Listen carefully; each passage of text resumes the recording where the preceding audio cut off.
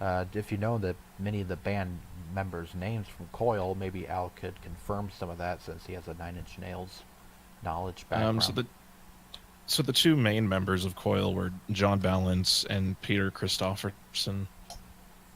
They had other members that like helped with production and things, but those two were the main guys behind the band. Heard of them, Al? Never heard of them. Hmm.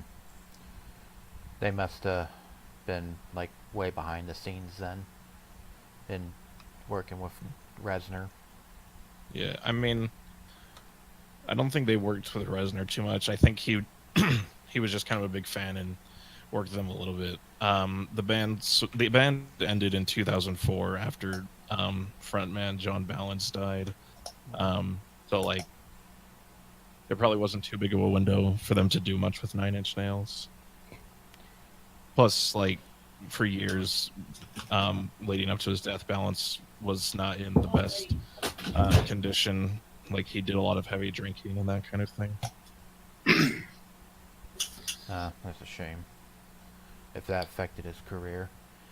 The only music that I've listened to as of lately, with the exception of Nine Inch Nails, I don't.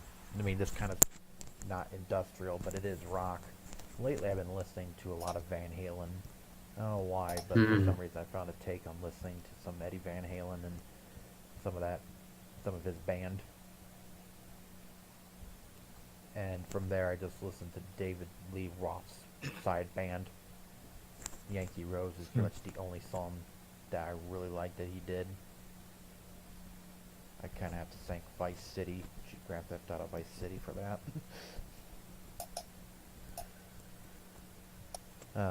And I guess the other bands that come to mind that I really enjoy is like Korn, because I love the new metal sound that they do. Yeah, same.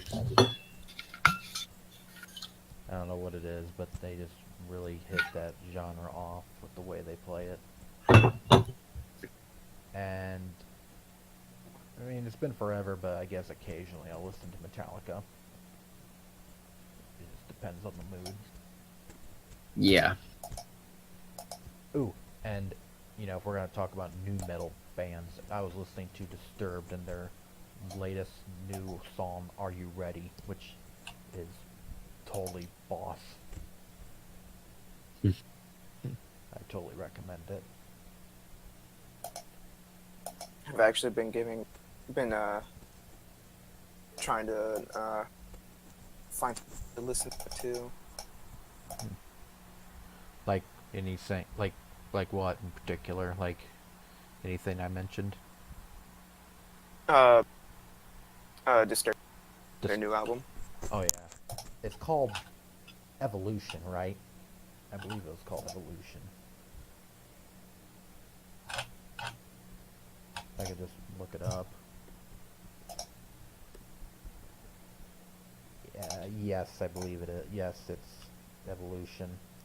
That's their Okay. latest album. And yeah, I guess Are You Ready is a big single that they've done.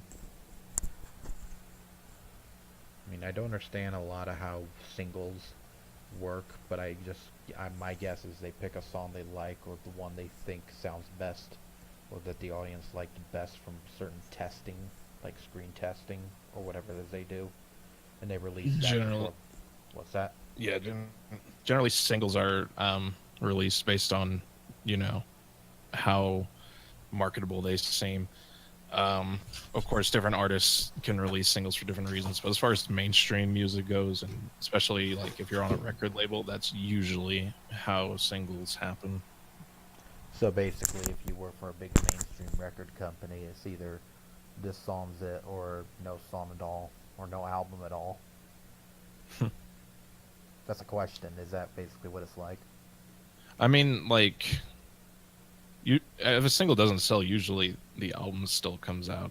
Like especially like if you're on a record label, usually you're on a contract to make a certain amount of albums or something along those lines. And if a single doesn't sell, or if there isn't a single, it doesn't necessarily mean there won't be an album. Yeah. Uh, it just depends on how labels handle things, really. That make hearing that just makes me glad that there's people out there that get themselves out. They don't need big record companies to do it for them anymore. Not saying that it still doesn't happen and it isn't helpful, but I'm just glad that the independent scene's kind of taken off thanks to, you know, places like YouTube and other websites similar to that. People can just release their stuff and see how it goes. I mean, I don't know how Disturbed released their hit singles, but yeah, Are You Ready was one of the first ones to be released before Evolution, I believe, came out. And it definitely promoted them.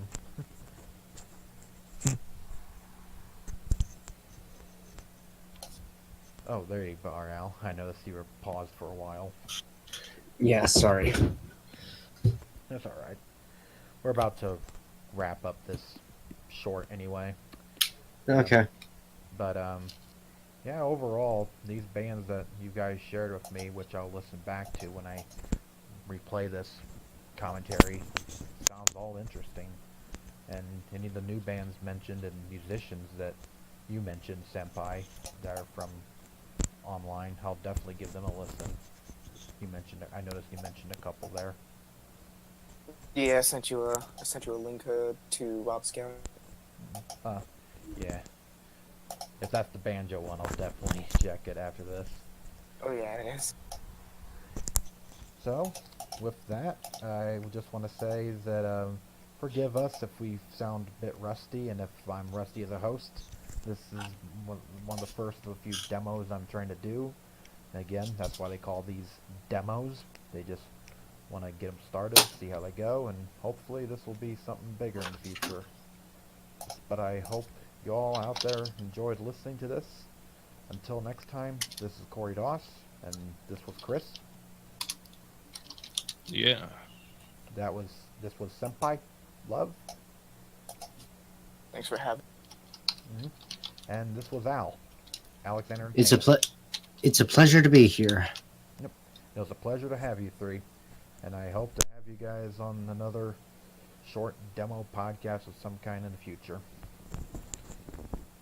Well, anyway, thanks for listening. Bye.